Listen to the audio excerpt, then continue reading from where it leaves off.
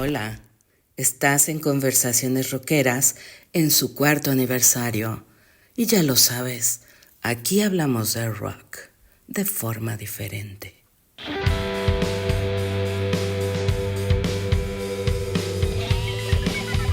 ¿Qué tal? Buenas noches, bienvenidos a una nueva emisión más de Conversaciones Rockeras, dependiendo del horario donde tú nos veas. Buenos días, buenas noches.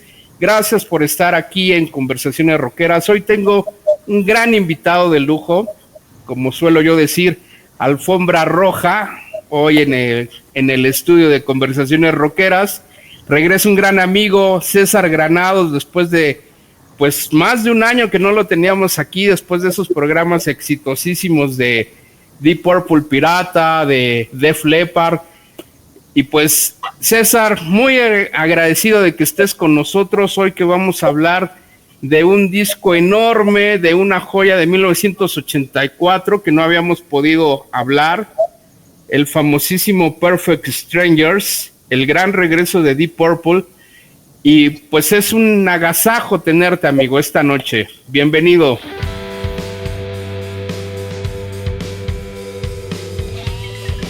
Gracias, Armando. A mí me da mucho gusto hablar contigo de esta gran obra que es Perfect Strangers, de un gran grupo de las 4 patas de la mesa del heavy metal, que son Led Zeppelin, Uriah Heep, Black Sabbath y Deep Purple.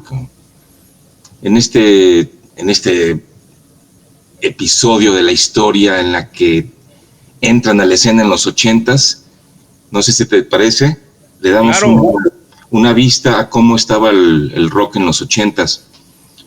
En esa época, en el 84, el heavy metal ya estaba perfectamente ubicado en el mainstream.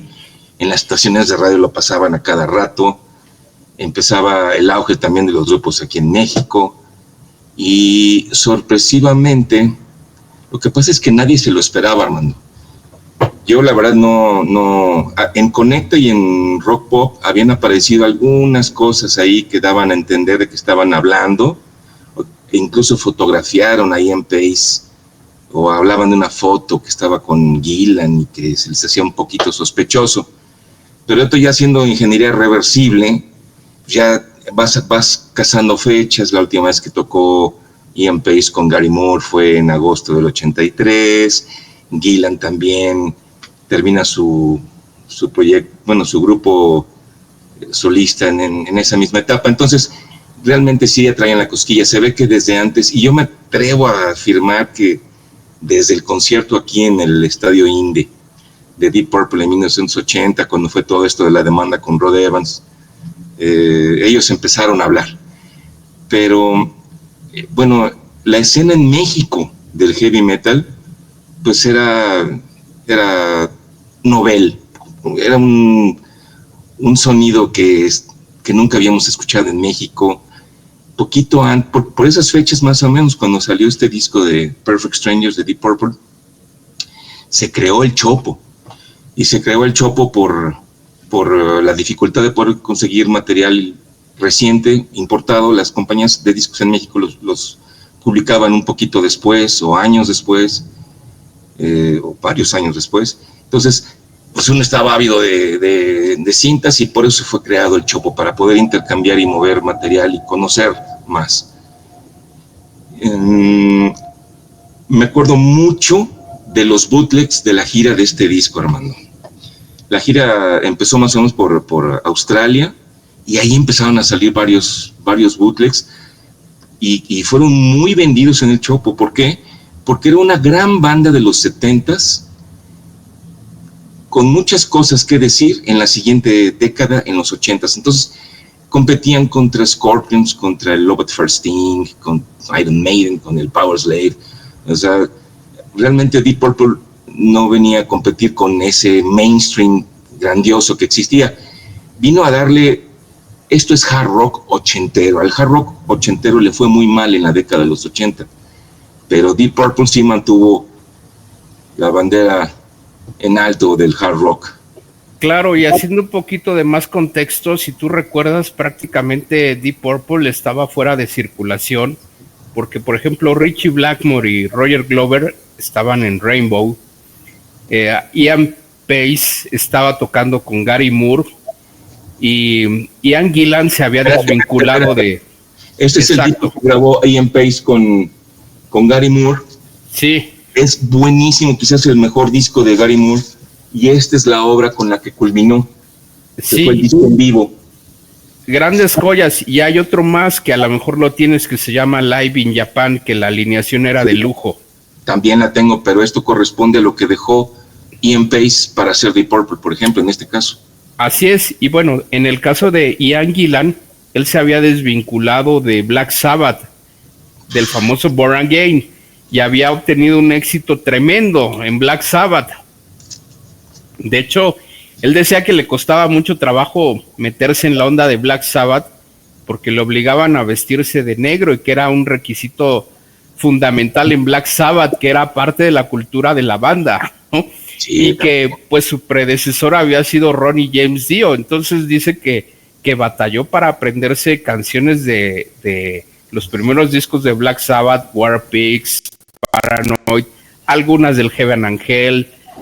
Dice que no fue fácil esa labor con Black Sabbath, que él estaba muy a gusto, pese a que tenía algunos roces con Tony Iommi, pero dice que jamás se imaginó que se pudiera dar una reunión, y que empezó a presionar la compañía Polydor, porque quería tener de regreso a Deep Purple, pero al Mark II, al famoso, al grupo que más añora la gente, o que más recuerda a la gente de la alineación de Deep Purple. Con todo respeto para David Coverdale y para Glenn Hughes, que también formaron parte de Deep Purple en varios momentos de la historia del grupo. Sí, pero ya estaban haciendo otras cosas. Pero sí, como dices, lo que querían era el mejor Deep Purple que existió, y eso estamos hablando del Mark II. En Deep Purple, cada que hay un cambio de alineación, se le marca como Mark I en la época de Rod Evans, Mark II en la época de Ian Gillan, Mark III la época con Coverdale y con Hughes. Y en la historia de Deep Purple, cada cambio de esos era un cambio de dirección musical. Entonces, tú como fan de Deep Purple decías, bueno, van a regresar, pero van a hacer lo mismo que habían hecho en toda la historia. Es decir, con un nuevo cambio, venía un cambio de dirección musical. Entonces, lo bueno es que era el Mark II, la segunda alineación, con el que fue el cantante durante mucho tiempo, Ian Gillan, y el bajista Roger Glover, ¿no? Pero no, aquí no se trataba ya de eso, aquí ya era el regreso de Deep Purple, y con un sonido, y con unas ideas, y con una propuesta muy ochentera y muy interesante, Armando, porque había shows, en el show había unos láseres, no sé si te acuerdas, de sí, donde ponían el logotipo del grupo, y luego la silueta de Beethoven. O sea, sí era un Deep Purple, no tenía nada que ver visualmente con lo que había sido hecho en los 70s. Entonces, sí era algo llamativo.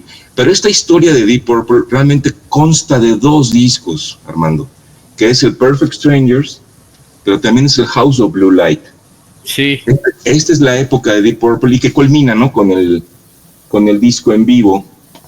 Sí, oye, César, pero se me está olvidando un detalle, y si no lo digo la gente me va a matar. Nos estamos olvidando de un gran arquitecto de Deep Purple, de Jon Lord, que yo creo que tuvo mucho que ver en este disco de Perfect Strangers. Él también se estaba desvinculando de Whitesnake, de la banda de David Coverdale. Entonces, todos fueron como que tratando de allanar el camino para ponerse de acuerdo. Y ahí, exacto, y ahí la negociación fue muy dura, muy tediosa, porque Ritchie Blackmore quería el 50% de las ganancias del disco que iban a hacer, y obviamente Ian Gillan estaba muy molesto por eso, y le dijo a su representante, dile a Ritchie Blackmore y a su representante que se vayan a la mierda, no voy a grabar un disco para que Ritchie Blackmore se haga más millonario que nosotros. Y Ian Gillan buscó que las ganancias de este disco fueran equitativas para todos los que fueran a participar, porque dijo, si no estamos todos igual, no voy a grabar el disco. Y tardaron mucho en la negociación, y empiezan a ensayar en abril de 1984. Sí, las sesiones de grabación son en el verano ya, más adelantito, terminan allá. En efecto, Blackmore, pero también imagínate un regreso sin Blackmore. Blackmore se aprovecha mucho de las situaciones, pero fue bueno que lo hayan hecho entrar en razón. Sin embargo, en los créditos siempre estaban, en esta nueva etapa, era Blackmore, Gillan y Glover, los compositores principales, y a veces incluían a John Lord, que aquí John Lord, por ejemplo, estaba entrando a una década en donde ya había los sintetizadores, y Deep Purple jamás utilizó sintetizadores. En este disco sí los aplican y se oyen muy bien. Sí, porque en ese momento la música estaba cambiando en Inglaterra, venía un nuevo cambio. Exacto, sí. Pero así es. ¿Sabes a mí qué me sorprendió de este disco? Cómo se adaptó Deep Purple, cómo encontró un sonido tan contemporáneo, tan moderno para la época, porque no sonaba a los 70s. No. Y los temas que abrían el disco o los videos que veíamos en MTV, se te enchinaba la piel de las entradas que hacían. Sí, así es. Yo la verdad sí me acuerdo que estaba yo muy a gusto con el sonido del grupo con respecto al resto de las cosas que se estaban haciendo en esa época, pero sí era otra generación realmente, hermano. Pero sí, era la generación de los niños que veían a los tíos que habían crecido con Deep Purple. Ajá. Y los niños que ahora éramos adolescentes. Sí, y que íbamos adquiriendo esas obras, y después en los 90 también hubo mucha historia que había que contar con Deep Purple, pero este es un discazo, man. Luego salió una colección de videos también importante, es esta. Este es el Laser, la versión en Laser, pero salió bueno, yo lo vi más que nada en VHS también. Aquí venían los videos esos que dices, donde muy buenos, que pasaban afortunadamente aquí en la televisión mexicana, man. Claro, y bueno, el disco fue tan mítico, no encuentro otra palabra para describirlo, que fueron 8 temas, pero excelentes. Sí. Muy bien pensados, muy bien conceptualizados, muy bien tocados, muy bien producidos, muy bien ensayados. Sí. Abriendo con Knocking at Your Back Door, con el teclado de Lord, que es uno de los sellos de Deep Purple. Es el teclado así en la o en mi, ¿no? Y de ahí se empieza a desarrollar. La canción es una de las mejores. También la letra es muy interesante porque habla de esta segunda luna de miel, ¿no? Que tenían con el regreso. Y luego vienen, ¿quieres que hablemos de las canciones así nos llegamos por las canciones? Sí, por supuesto, adelante. Under the Gun, también una gran pieza de este disco, con una letra muy interesante. Under the Gun la llegaron a tocar en vivo, así como la anterior también, pero nada más fue en la primer, del 84 al 85. Y hay muchas versiones de este disco que luego ya no tocaron más adelante.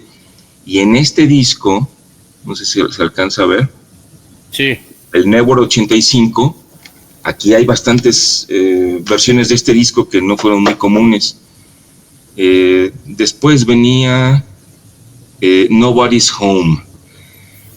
Había un video en vivo de ellos tocando en Australia que lo llegaron a pasar en MTV y también aquí en BM, en Cablevisión, que eran ellos tocando en esa época. Yo me acuerdo cuando lo vi, me impactó muchísimo, Armando, porque era mi grupo favorito. Bueno, en esa etapa conocía yo mucho menos, y verlos tocar en vivo en los 80s, híjole, pero la canción no es así tan agraciada, pero ese video me acuerdo que me hacía que se me subiera el ritmo cardíaco. Claro, pero aún así fue un buen tema ese, o sea, no de la misma magnitud que la primera que abre el lado A, ni la primera que abre el lado B, pero era un buen tema. Sí, era muy buen tema, yo lo disfruté muchísimo. Y bueno, después sigue Main Street, que posiblemente hubiera sido un sencillo, no sé si estás de acuerdo con eso. Sí. Porque la canción es muy buena y cierra así un muy buen lado A de este disco ochentero. Después le dabas la vuelta al disco y estabas listo para escuchar otro glutazo con el tema Perfect Strangers, también con una introducción especial, y esa tenía también video. Se convirtió en un himno rápidamente. Sí, muy buena canción, muy bonita letra, también una oda a este regreso entre ellos. Magnífica forma para ver un lado B. Después a Gypsy's Kiss, que era una... Pero nada más déjame decirte algo de esta de Perfect Stranger. Yo creo que el estribillo también era muy bueno porque decía, can you remember my name? Hasta para alguien que no es anglosajón ni native speaker, era fácil asimilar ese estribillo. Sí, yo cuando lo escuchaba, como yo conocí a Deep Purple 4 años después de que tronaron en los 70, o sea, ni siquiera la mitad, mucho menos de la mitad, cuando escuchaba esa parte, can you remember my name? Dice, por supuesto, o sea, estoy esperando que regreses, pero también había gente que no los conocía, pues de hecho también por eso el título, Perfect Strangers, Perfectos Extraños. Así es, para mí sigue siendo de las canciones más emocionantes que espero con más ansia en un concierto de Deep Purple. Sí, definitivamente. Esta es de las de este disco, creo que la única, más bien es la única que ha perdurado en el setlist. Sí, se quedó. Uh-huh. Después viene, después viene a Gypsy's Kiss. Uh-huh. Me encantaba, me sigue encantando porque a mí me gusta mucho la onda arabesca, ¿no? Y esta es una canción difícil de tocar, muy padre, muy rápida y muy heavy, muy sabrosa, man. Uh-huh. Hay unas partes por ahí en los solos de Blackmore y Jon Lord, unos pasajes muy interesantes, así muy barrocos, cuando pasa del solo de Jon Lord al solo de Blackmore. Chéquense esa parte, ese interludio de paso de solos grandioso, genial. Es sí de mis canciones favoritas, Gypsy's Kiss. Sí. Después venía pues la balada del disco, ¿no? Wasted Sunsets, nunca la tocaron en vivo. Ya era la penúltima canción del disco. Qué bueno que la dejaron ahí, porque yo cuando terminaba Gypsy's Kiss, si tenía mucha prisa, pues ya lo adelantabas. Ahí terminaba mi sesión de Deep Purple del día, ¿no? Uh-huh. Wasted Sunsets es una canción tranquilita, agradable, digamos, ¿no? Y al final viene Hungry Days, una estructura así medio arabesca, muy interesante trabajo, también con un trabajo en el sintetizador, Jon Lord haciendo...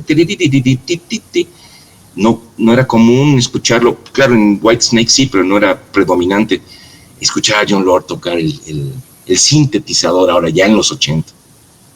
Es que, mira, estas dos canciones, Knocking at Your Back Door y Perfect Strangers, valían la pena de todo el disco, aunque no escucharas el resto. O sea, te atrapaban de tal forma que volvías a regresar la aguja de la tornamesa para volver a escuchar esas canciones, o el cassette lo regresabas porque te atrapaban.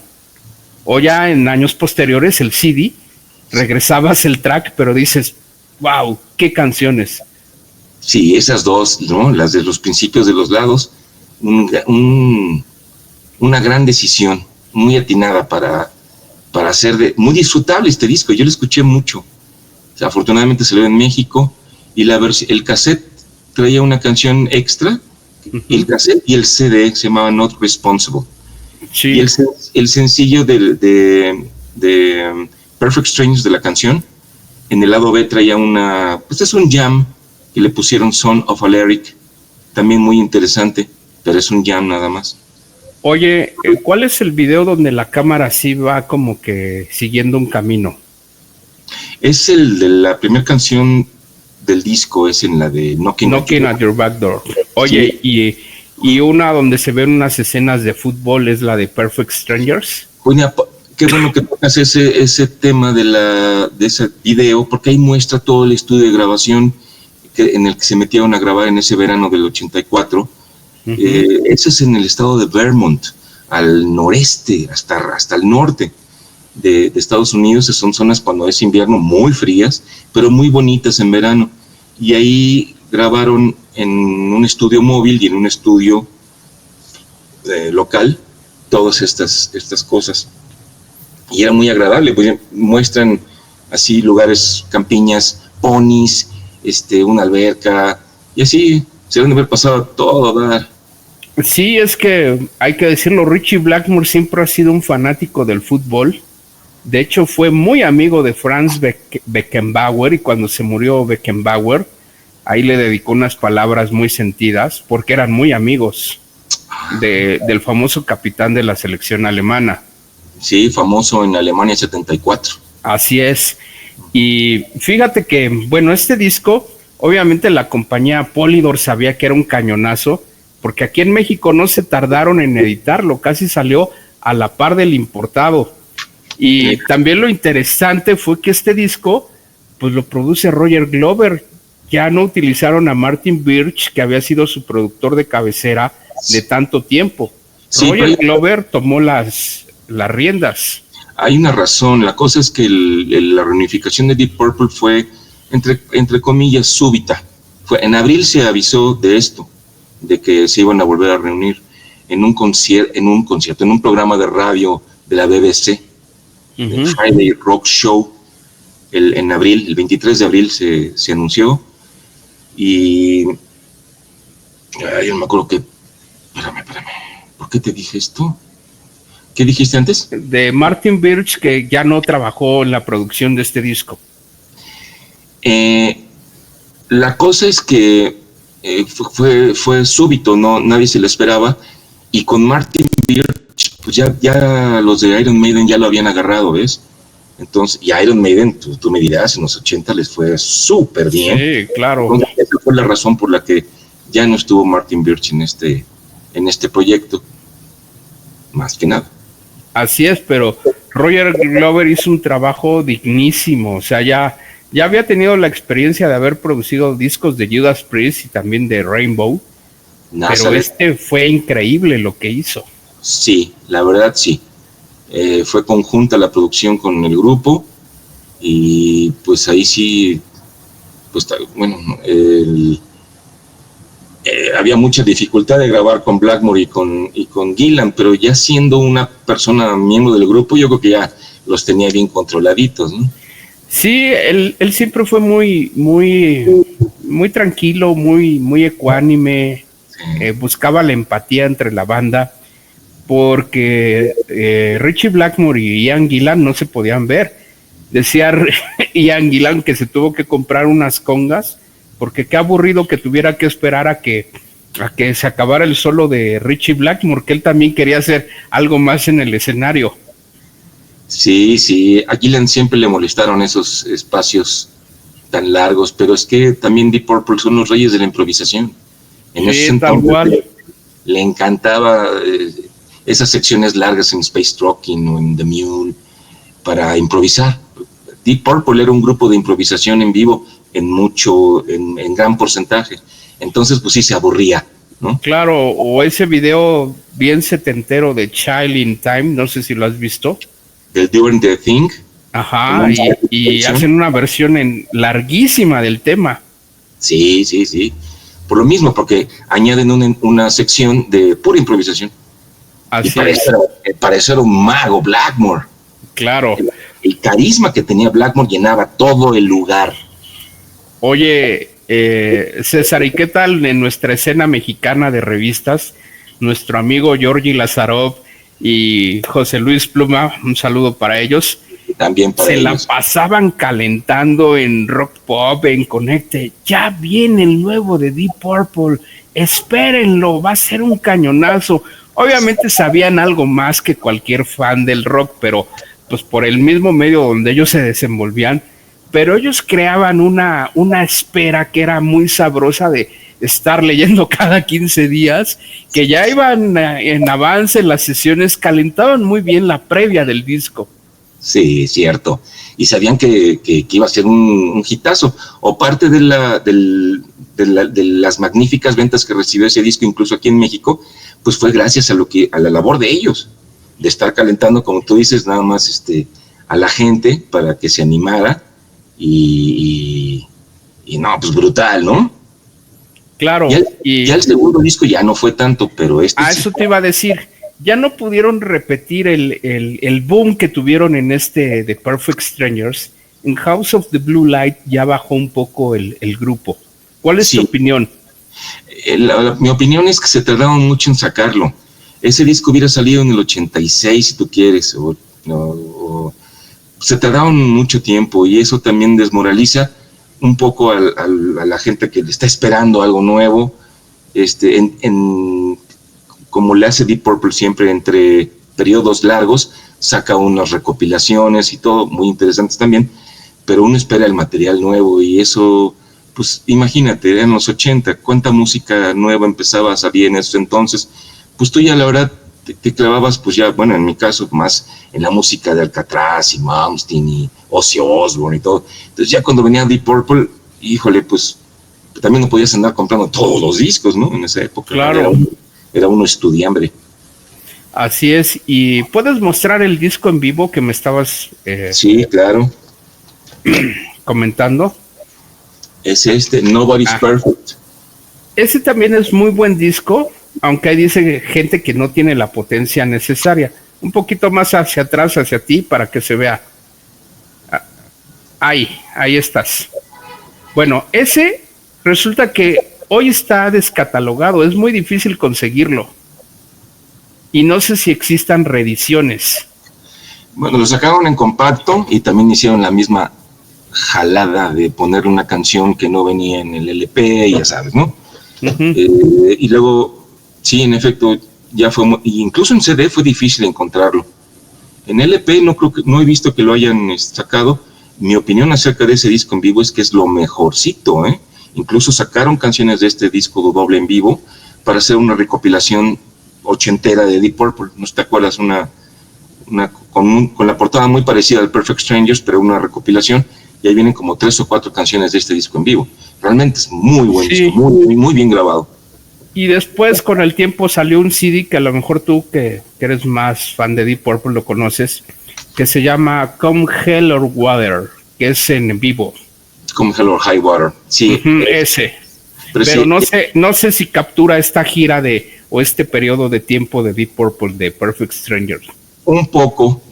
Tocan algunas canciones de este disco, pero ese video, en ese video hay un conflicto en vivo. Por eso es más perteneciente a los 90 y a la gira del The Battle Rages On. Ahí hubo un problemón, entonces sí, eso lo hace alejarse de Perfect Strangers, que como te digo, era una luna de miel, todos estaban felices de volverse a ver, y ya en aquel video que tú dices, híjole, se me enchina la piel a veces cuando veo eso. Sí, y bueno, este disco, como lo comentamos, fue pues muy esperado, muy añorado por la gente. En varios países fue disco de oro, de platino, gustó mucho en Inglaterra. Fue triple platino. Perfect Strangers alcanzó el triple platino, igual que el Burn y el Machine Head. Sí, en Inglaterra, en Alemania, en Argentina, en Estados Unidos, obviamente, y pues lugares donde el público es muy exigente para escuchar rock.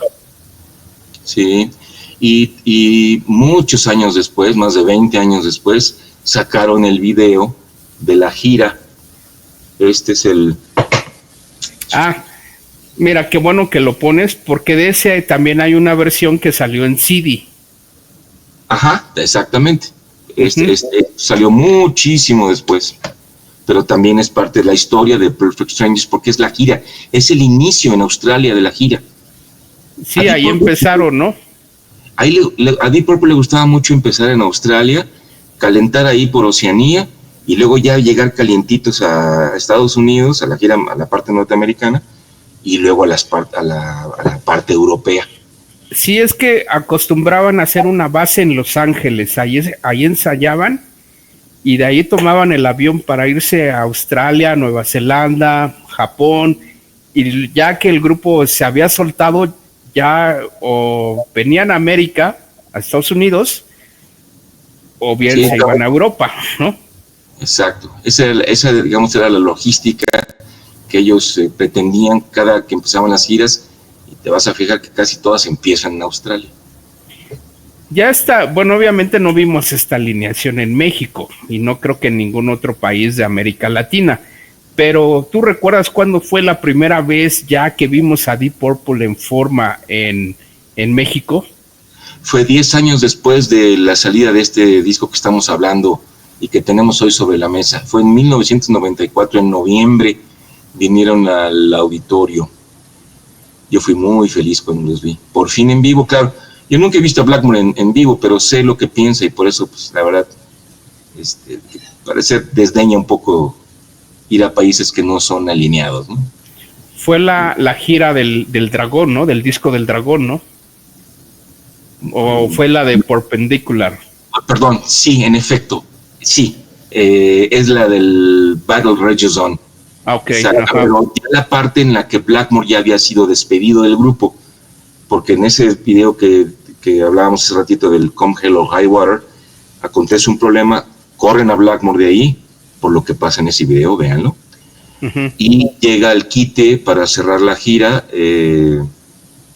Steve Morse. Steve Morse. No, Joseph Jenney fue en el disco anterior. Ajá. Fue Steve Morse, les echó la mano en el 95, más o menos 94, 95, para terminar los compromisos que tenían ya con los conciertos, ¿no? Porque si no, otros abogados, si no del rock, los iban a demandar. Claro, y él ya se queda de manera definitiva, ¿no? En el Perpendicular, ¿no? Se sienten tan a gusto con él y él cree que les puede hacer bien, me refiero al sonido, que se queda, pero ese es otro capítulo también de Deep Purple. Eso ya, sí, ya hablaremos de eso. Steve Morse también dedicó muchos años a estar en Deep Purple. Y fue un cambio que fue un cambio de dirección musical, porque como a Deep Purple lo caracteriza eso. Cada cambio, hay un cambio de dirección brusco. Por eso cuando estás acostumbrado o estás muy pendiente de Deep Purple, hasta tienes miedo, mano, ya cuando se sale alguien. Sí, tienes miedo de tocarlos, ¿no? Sí. Oye, pero algo más que quieras comentarnos de este grandioso disco, de esta joya del 84. Pues hay una colección en DVD que salió unos años, pero que no mucha gente tiene en el radar, que son la colección de videos de Deep Purple. Cualquiera que quiera tener una colección con los videos de este disco y los videos que hay alrededor, les quiero hacer la recomendación de que busquen este DVD. Ok, a ver un poquito más, ahí ya se ve. Ajá. Ok. Este DVD se llama New Live and Rare y pues trae todo esto y lo que siguió y todo. Muy interesante, muy bueno. A lo mejor la gente lo quisiera conseguir. Es se llama el New Live and Rare The Video Collection 1984 al 2000. ¿Crees que en un breve tiempo veamos una edición remasterizada de Purple ahora con todo esto de los nuevos acetatos, de algún CD por ahí que vayan a sacar? Posiblemente, pues tal vez sí. Hay un concierto de donde sacaron la canción esta que estábamos hablando hace ratito de Nobody's Home. El video de ese concierto no ha salido. No es el mismo que te enseñé de Perfect Strangers Live, no es el mismo. A lo mejor que sacaran ese video estaría genial. No sé si, bueno, tal vez, pues no sé, es que en el heavy y en el hard rock no se estilan a hacer remixes, ¿no? Pero claro, podrían hacer una edición especial, a lo mejor con los canales independientes para que esta música también la conozcan los chavos. Así es. Y bueno, para los que les gusta leer, pues les quiero recomendar 2 libros. Que es la biografía de Ian Gillan, escrita por él y por otro autor que se llama David Cohen.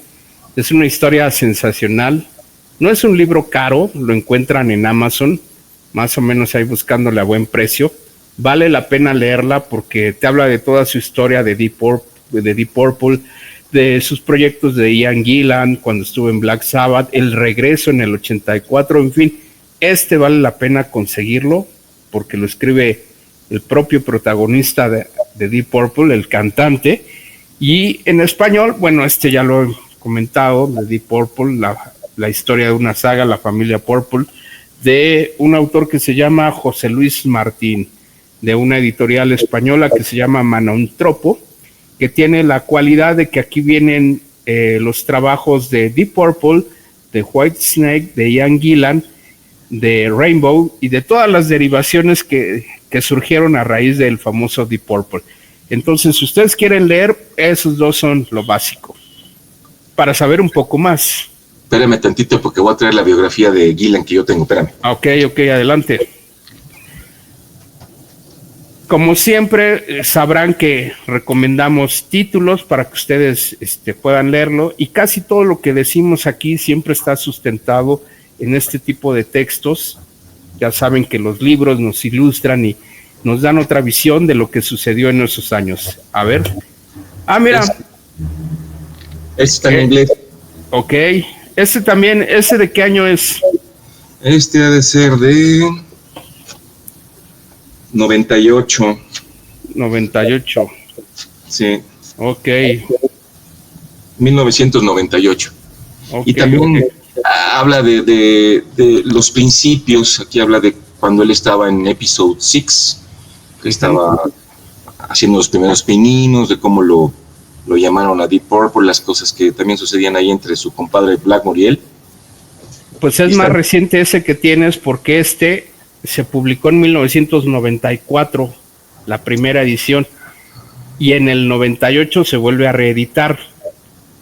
Bueno. De hecho, aquí ya habla de que en 2016 Deep Purple fue inducido al Salón de la Fama.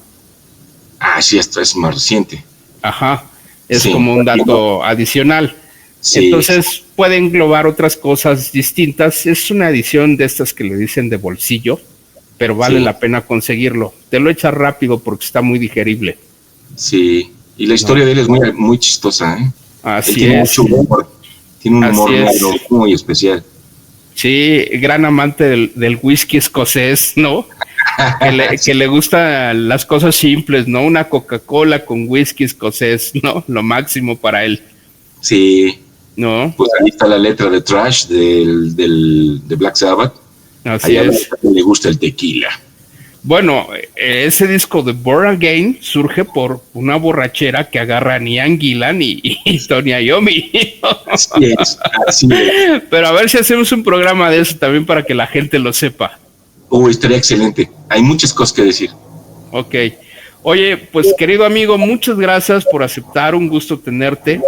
Que tengas un gran año. Igualmente. Y pues aquí espero tenerte más seguido. Y a todos ustedes que hoy nos vieron, muchas gracias. Recuerden darle like, suscribirse, dejar sus comentarios y escuchen rock en el formato que sea. Y nos saludamos en la próxima emisión de Conversaciones Rockeras. Hasta pronto.